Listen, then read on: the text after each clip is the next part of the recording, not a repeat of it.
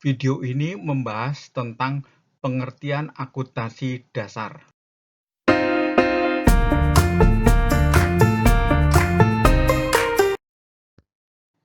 Metode belajar pertama memahami pengertian akuntansi, kedua memahami laporan keuangan, yaitu neraca, laba rugi, ekuitas, dan arus kas.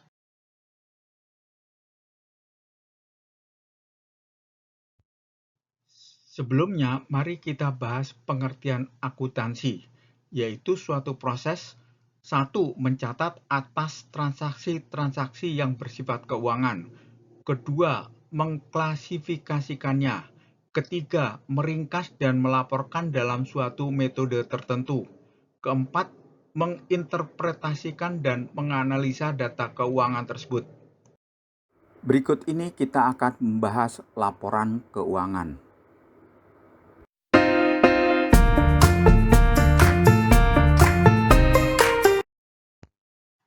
Jenis neraca terdiri dari satu, neraca, kedua, laba rugi, ketiga, ekuitas, dan keempat, arus kas.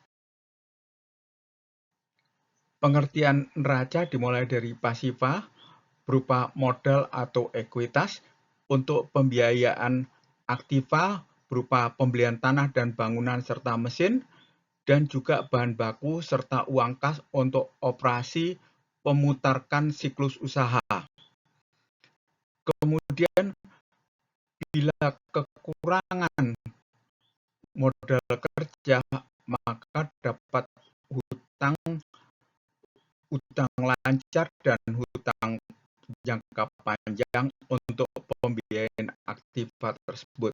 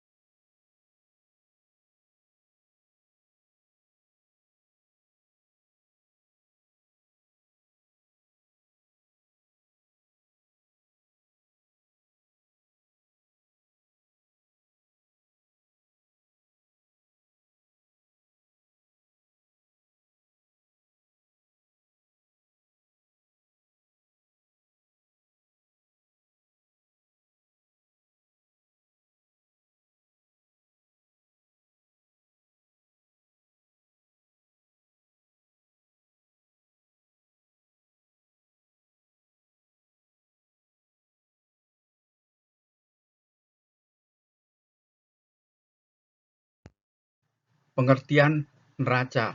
Aktiva lancar, yaitu harta yang bisa dikonversi menjadi kas dalam waktu kurang dalam 1 tahun buku. Terdiri dari kas, piutang usaha, dan inventori. Aktiva tetap, harta berwujud untuk digunakan dalam produksi.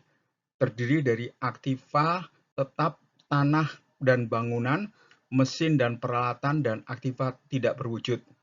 Aktiva lainnya yaitu aktiva yang tidak dapat digolongkan kepada yang lainnya.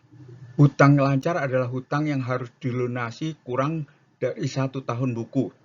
Terdiri dari hutang jangka pendek dan hutang usaha.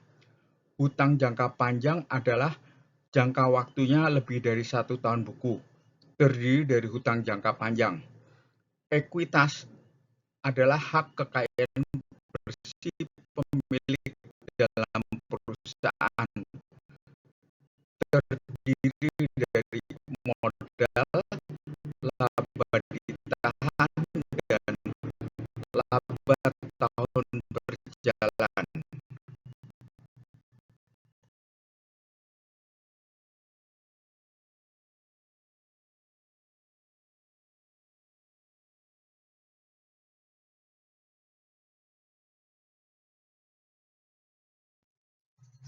Laba rugi terdiri dari pendapatan dikurangi harga pokok penjualan yang sama dengan biaya bahan baku ditambah biaya produksi, sama dengan laba kotor dikurangi biaya admin dan umum sama dengan laba operasional ditambah pendapatan lain dikurangi biaya bunga sama dengan laba pajak dikurangi pajak sama dengan laba bersih.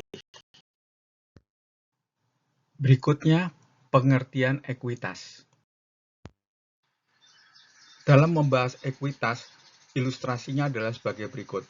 Pemegang saham memberikan modal di store sebesar 200 juta kepada unit usaha untuk memutarkan usahanya dan mendapatkan laba 25 juta.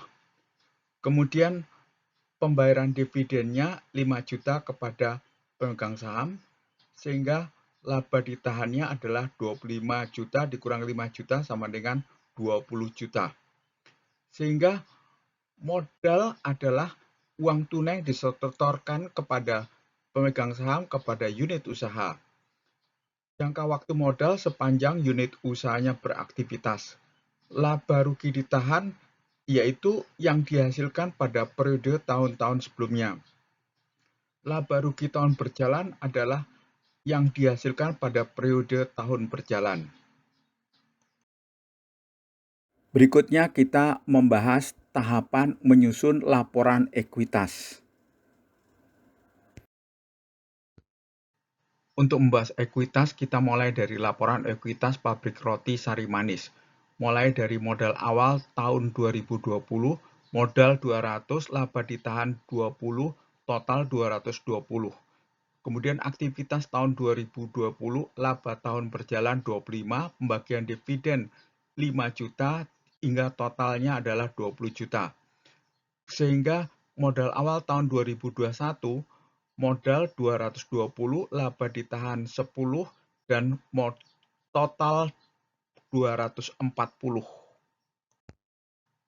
Jadi laporan ekuitas adalah laporan perubahan modal kerja karena adanya laba atau rugi pada periode berjalan dan transaksi lain yang mengakibatkan bertambah atau berkurangnya modal, misalnya pembagian dividen. Kemudian laporan dibuat pada periode yang sama dengan laporan laba rugi.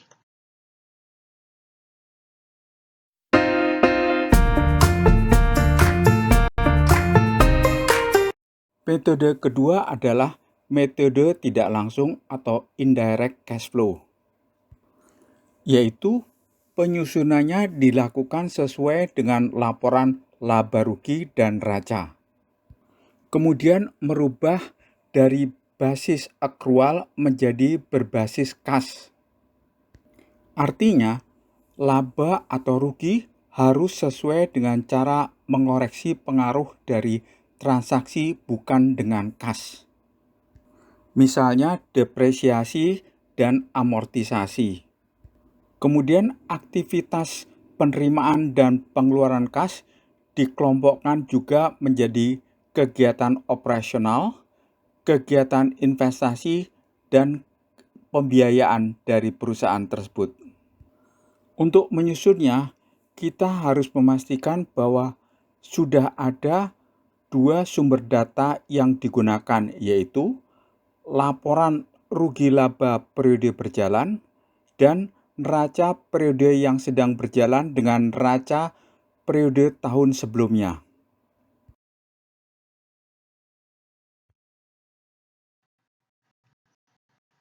Kali